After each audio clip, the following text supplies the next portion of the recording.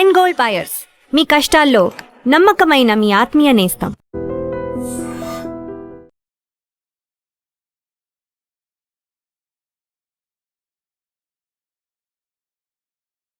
America visa నిబంధనల్లో కూడా ఈ మధ్య కొన్ని సడలింపులు ఇచ్చింది. అంటే ఈ వెయిటింగ్ పీరియడ్ ఏదైతే ఉందో దాన్ని 10 డేస్‌కు సెట్ చేస్తామని చెప్తుంది. అంటే ఇక్కడ మనం గమనించాల్సింది ఏందంటే అమెరికా ఎలక్షన్స్‌కు ముందు చేసే ఇట్లాంటి విధానపరమైన కొన్ని మార్పులనేటివి ఎంతవరకు నమ్మొచ్చంటారు? ఈ 10 రోజుల వెయిటింగ్ పీరియడ్ వల్ల భారతీయులకు ఎవరికైనా ఉపయోగం ఉందా దీనివల్ల? యాక్చువల్‌గా దీంట్లో చాలామంది అనుకుంటున్నట్టుగా హ్మ్. H1B వీసాలకు సంబంధించిన విషయం కాదిది. ఓకే. ఇది B1 ఏంటంటే B1, B2 అనేటువంటి వీసాలు మాత్రమే ఇది వర్తిస్తుంది. హ్మ్. అమెరికాలో కొన్ని గేమ్స్ జరగబోతున్నాయి. హ్మ్. కామన్‌వెల్త్ గేమ్స్ అంటే కొన్ని డిఫరెంట్ గేమ్స్ అక్కడ అవునవును. జరగబోతున్నాయి. అవును. ఆ పెద్ద ఎత్తున జరగబోయే గేమ్స్‌కి ప్రపంచవ్యాప్తంగా మొత్తం అక్కడికి వచ్చేందుకు అవకాశం ఉంది చాలామంది. హ్మ్. వేల మీద, లక్షల మీద వచ్చేటువంటి అవకాశం ఉంది. హ్మ్.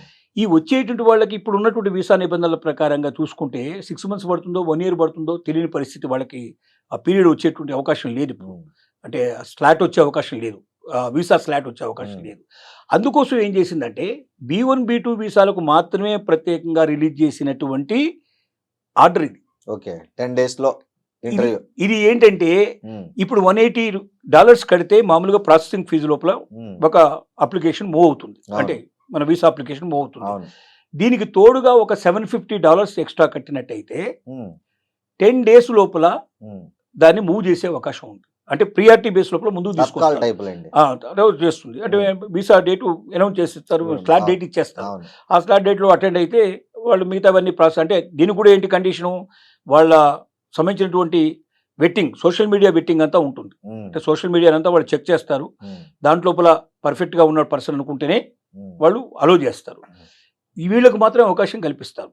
దీంట్లోపల ఇప్పుడున్నటువంటి రెగ్యులర్‌గా ఉండేటువంటి H1B వీసా గానీ, లేకపోతే F1 వీసాలు, స్టూడెంట్ వీసాలు గానీ, లేకపోతే L1 వీసాలు గానీ ఇట్లాంటివి ఏవి దీంట్లో యాడ్ కావట్లేదు. ఓకే. B1, B2 వీసా లోపల ఎవరైనా బయట నుంచి వచ్చి తాత్కాలికంగా ఇది ఎప్పటి నుంచి ఎప్పటిదాకా జూలై 1 నుంచి ప్రారంభమవుతుంది. డిసెంబర్ 31 వరకు మాత్రం అవకాశం ఇచ్చారు. తర్వాత ఎక్స్టెన్షన్ ఉంటుందో లేదో మనకు తెలియని పరిస్థితి. హ్మ్.